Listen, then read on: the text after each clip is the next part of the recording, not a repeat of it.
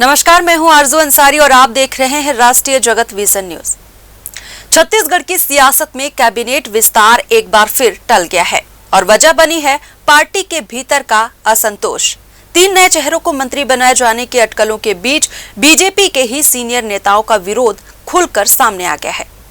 मुख्यमंत्री विष्णुदेव साय द्वारा दिए गए संकेतों से लग रहा था कि हनुमान जयंती तक नए मंत्री शपथ ले सकते हैं, लेकिन अब एक बार फिर यह तारीख टल गई है। 3 नए संभावित नामों के खुलासे के बाद बीजेपी के सियासी गलियारों में जोर जुगाड़ और अफवाहों का दौर शुरू हो गया है और इसी उथल पुथल में चौथी बार कैबिनेट विस्तार टल गया है।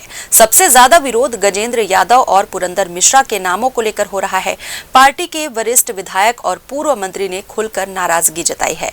अजय चंद्राकर, राजेश मूणत, विक्रम उसेंडी और लता उसेंडी जैसे अनुभवी नेता खुद को दरकिनार महसूस कर रहे हैं।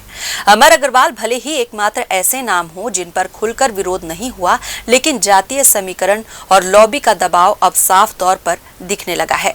सूत्रों की माने तो ओडिशा लॉबी ने पहले टिकट दिलवाया, अब मंत्री पद दिलवाने की कोशिश में है। वही गजेंद्र यादव को उनके पिता की राजनीतिक विरासत और जातीय संतुलन के नाम पर तरजीह दी जा रही है।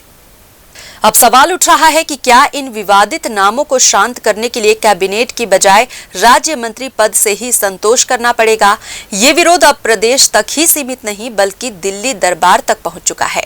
संघ आदिवासी संगठनों और संगठन के वरिष्ठ नेता अब फैसले की कसौटी पर हैं। तो क्या मुख्यमंत्री विष्णुदेव साय चौथी बार भी विस्तार का मुहूर्त टाल देंगे या फिर कोई ऐसा फार्मूला निकालेंगे जिससे सियासी संतुलन भी बना रहे और नाराजगी भी कम हो जाए। फिलहाल छत्तीसगढ़ की कैबिनेट कुर्सियों को लेकर सियासत गरमाई हुई है। इंतजार है उस फैसले का जो सबको साध सके।